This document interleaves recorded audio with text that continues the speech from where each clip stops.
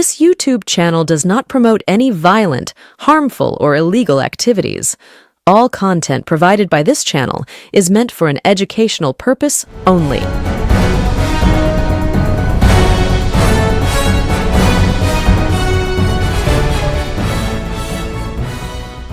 2026 চৌঠা মে পশ্চিমবঙ্গ বিধানসভার ফলাফল যেদিন প্রকাশিত হচ্ছে সেদিন একটা ভিডিও অত্যন্ত ভাইরাল হয়েছিল। কি দেখা যাচ্ছিল তৃণমূল কংগ্রেসের সরকারের পতনের পাশাপাশি যখন বিজেপি সরকার পশ্চিমবঙ্গে আসতে চলেছে সেই আভাস মোটামুটি ভাবে বোঝা যাচ্ছে। তখনই এক পুলিশ কর্মী তার আরো সহকর্মীদের নিয়ে হাতে কাগজের তৈরি পদ্মফুল নিয়ে উদ্দাম নাচে ব্যস্ত।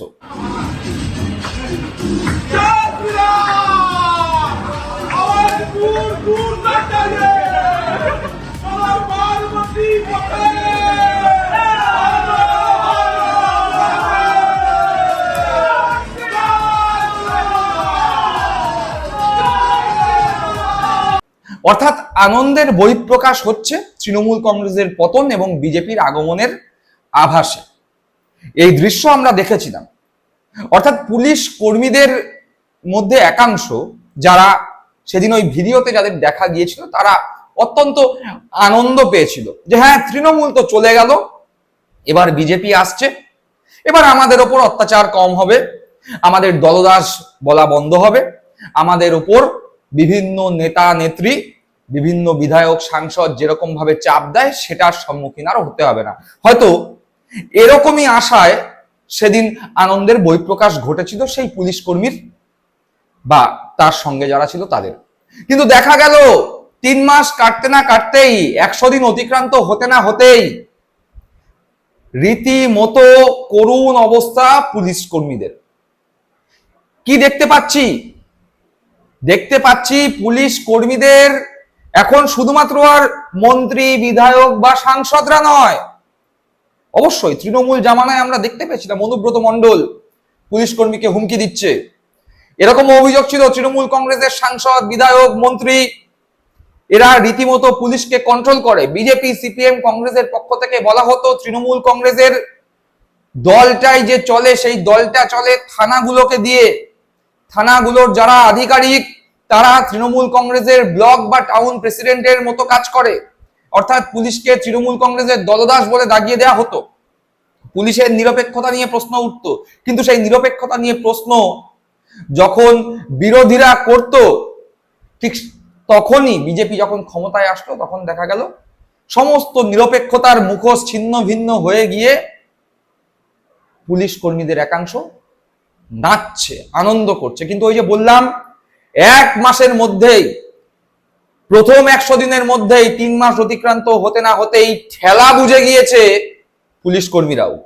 বিজেপি ক্ষমতায়, আর বিজেপি ক্ষমতায় থাকলে কি হতে পারে হাড়ে হাড়ে টের পাচ্ছে পুলিশ কর্মীরা। পাশাপাশি কাসেম সিদ্দিকী, আমডাঙ্গা বিধানসভার তৃণমূল কংগ্রেসের প্রতীকে নির্বাচিত বিধায়ক, যিনি ঋতব্রত বন্দ্যোপাধ্যায় পন্থী হয়েছিলেন, 65 জনের যে ব্লক ঋতব্রত বন্দ্যোপাধ্যায়ের সঙ্গে রয়েছে সেই 65 জনের বিধায়কের মধ্যে অন্যতম ছিলেন। কিন্তু এই কাসেম সিদ্দিকী কিছুদিন আগেই রীতিমতো স্পষ্টভাবে সাংবাদিকদের সামনে বলেছিলেন যে না, আমি কোনো ঋতব্রত পন্থী নয়, আমি মমতা বন্দ্যোপাধ্যায়ের সঙ্গেই আছি, মমতা বন্দ্যোপাধ্যায় আমাকে বিধায়ক করেছেন, যতদিন রাজনীতিতে আছি মমতা বন্দ্যোপাধ্যায়ের সঙ্গেই থাকবো। সেই কাসেম সিদ্দিকী এবার অভিষেক বন্দ্যোপাধ্যায়কে দরাজ সার্টিফিকেট দিচ্ছেন। কি বললেন তিনি, পুলিশদেরই বা কি অবস্থা, দেখাবো আজকে পর্বে। আপনারা দেখছেন বঙ্গচক্র ইউটিউব চ্যানেল, আমি প্রতিবেদক সায়ন্তন চক্রবর্তী। কাসেম সিদ্দিকী অভিষেক বন্দ্যোপাধ্যায়কে দরাজ সার্টিফিকেট দিচ্ছেন, যখন অভিষেক বন্দ্যোপাধ্যায়ের সম্পর্কে মদন মিত্র, ঋতব্রত ব্যানার্জিরা প্রতিদিন নিয়ম করে কুৎসা করছেন, কটাক্ষ করছেন, অপপ্রচার করছেন, বলছেন অভিষেক বন্দ্যোপাধ্যায়ের জন্যই তারা মমতা বন্দ্যোপাধ্যায়ের হাত ছেড়েছেন, অভিষেক বন্দ্যোপাধ্যায় এই তৃণমূল কংগ্রেসের পরাজয়ের জন্য দায়ী। এবার কাসেম সিদ্দিকী মমতা বন্দ্যোপাধ্যায়ের বাড়িতে গতকাল গিয়েছিলেন, মমতা বন্দ্যোপাধ্যায়ের সঙ্গে দেখা করেছেন, অভিষেক বন্দ্যোপাধ্যায়ের সঙ্গে বৈঠক করেছেন এবং তারপরেই অভিষেক বন্দ্যোপাধ্যায়কে তিনি দরাজ সার্টিফিকেট দিয়েছেন। তিনি কি বললেন সে বিষয়ে আসছি, কিন্তু তার আগে ওই যে বললাম পুলিশদের অত্যন্ত করুণ অবস্থা, তৃণমূল কংগ্রেস জামানায় আমরা কি দেখেছিলাম অনুব্রত মণ্ডল হুমকি দিচ্ছে, অনুব্রত মণ্ডল মমতা বন্দ্যোপাধ্যায়ের হাত ছেড়ে ঋতব্রতপন্থী তৃণমূল কংগ্রেস হয়েছে। অর্থাৎ যেই নেতাদের নিয়ে, যেই জনপ্রতিনিধিদের নিয়ে আমরা দেখতে পেয়েছিলাম অতীতে পুলিশের বিরুদ্ধে তাদের ব্যবহার নিয়ে প্রশ্ন উঠেছিল, তারা এখন আর কেউ কালীঘাটপন্থী তৃণমূল কংগ্রেসে নেই বা মমতা বন্দ্যোপাধ্যায়ের সঙ্গে নেই। তারা সকলেই মমতা বন্দ্যোপাধ্যায়ের হাত ছেড়ে হয় ঋতব্রতপন্থী হয়েছে, নয় অন্য দলে চলে গিয়েছে। কিন্তু বিজেপি ক্ষমতায় এসছে, বিজেপি ক্ষমতায় আসায় পুলিশ কর্মীদের একাংশ ভেবেছিল যে না, দমন পীড়ন বন্ধ হবে। কিন্তু কি দেখা গেল বিজেপির দুই গোষ্ঠীর মধ্যে ঝামেলা। বিজেপির দুই গোষ্ঠীর মধ্যে ঝামেলার কারণে একটা থানায় তালা লাগিয়ে দেয়া হয়েছে। হ্যাঁ, ঠিক শুনছেন, একটা থানায় তালা লাগিয়ে দিয়েছে গেটে। যারা আইনের রক্ষক পুলিশ, যাদের ওপর গোটা সমাজের আইন ব্যবস্থা নির্ভর করে, যাতে আমি আপনি নিশ্চিন্তে রাস্তাঘাটে চলাচল করতে পারি, যাতে আমার আপনার বাড়ি সুরক্ষিত থাকে, যাতে আমার আপনার পরিবারের সকলে সুরক্ষিতভাবে এই এলাকায় ঘুরে বেড়াতে পারে, তার জন্য যারা দায়বদ্ধ বা সেই দায়িত্ব যাদের ওপর, সেই পুলিশের থানায় তালা লাগিয়ে দিয়েছে কারা? বিজেপির নেতা কর্মীরা, তাদের দুই গোষ্ঠীর লড়াইয়ে। বুঝতে পারছেন কোন অবস্থায় গেছে? সরকার ক্ষমতায় এসছে মাত্র 100 দিন অতিক্রান্ত হয়েছে। 100 দিনে কি করেছে কি না করেছে, হেনা তেনা অনেক কিছু এই মুহূর্তে সোশ্যাল মিডিয়ায়, নিউজ মিডিয়ায়। শুভেন্দু অধিকারী তো আবার বলেই দিলেন যে 1 বছর পরে আমি যদি 10-এ 9 না পাই তাহলে আপনারা কথা বলবেন।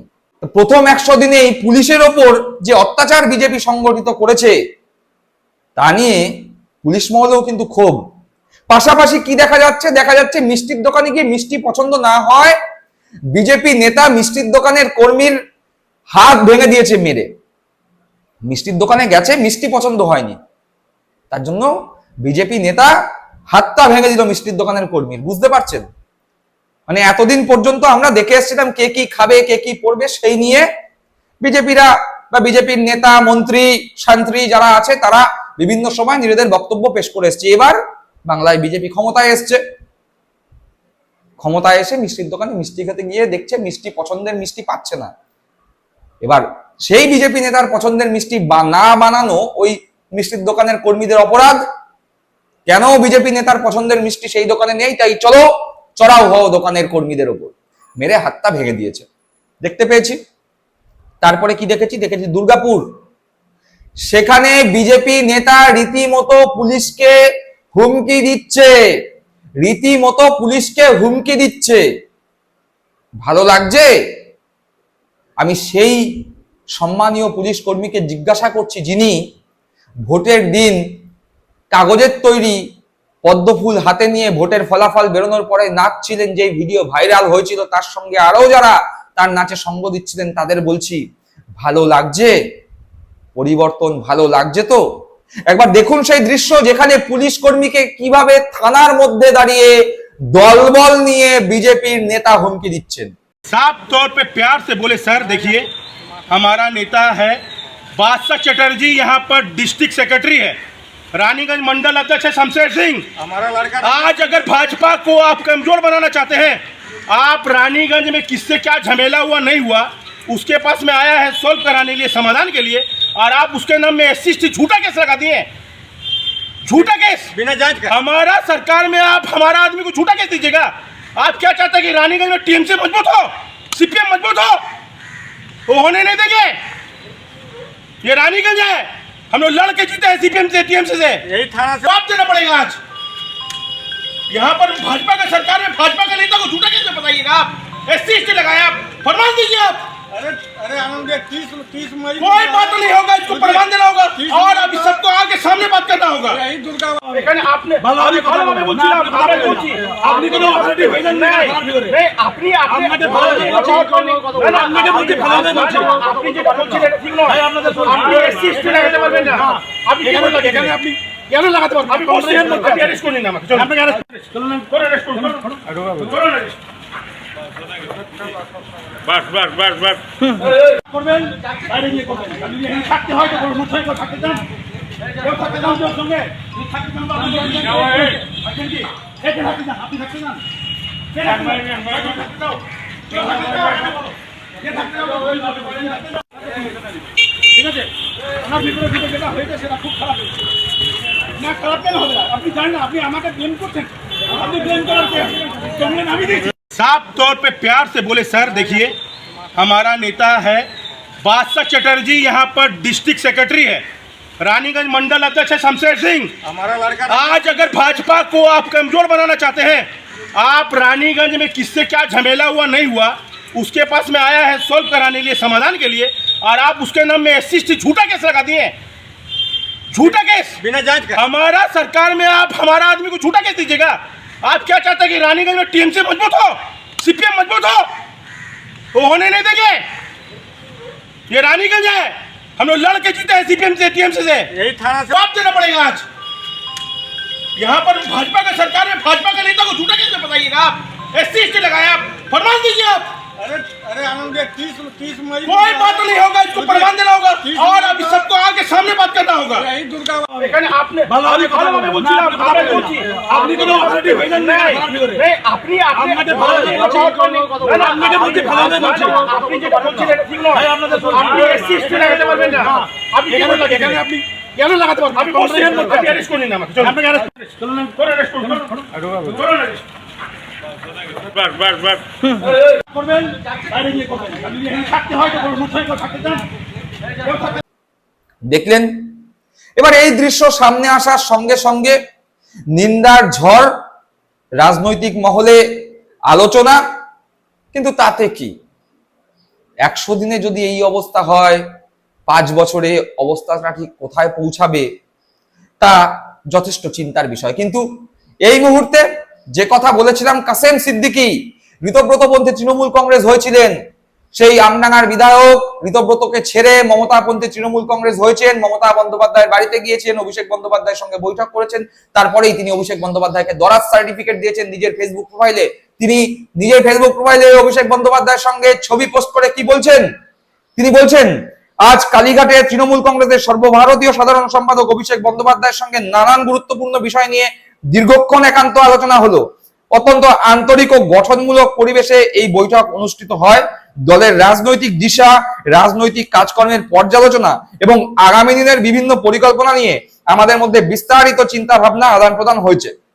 অর্থাৎ যে কথা বলা হয় যে তৃণমূল কংগ্রেসের মধ্যে নাকি আলোচনার সুযোগ নেই, অভিষেক বন্দ্যোপাধ্যায়ের সঙ্গে নাকি কথাই বলা যায় না, এমনকি ভোটের বিপর্যয়ের পরেও নাকি অভিষেক বন্দ্যোপাধ্যায়ের সঙ্গে কথা বলা যায় না, অভিষেক বন্দ্যোপাধ্যায়ের ঔদ্ধত্যে নাকি মাটিতে পা পড়ে না, তাদের সবার মুখে ঝামা ঘষে দিচ্ছে কাসেম সিদ্দিকের এই বক্তব্য। তিনি আরো বলছেন অভিষেকের দৃষ্টিভঙ্গি, সুনির্দিষ্ট চিন্তা ভাবনা ও তরুণ সুলভ গতিশীল নেতৃত্ব আলোচনার প্রতিটি মুহূর্তকে আরো অর্থবহ করে তুলেছিলেন।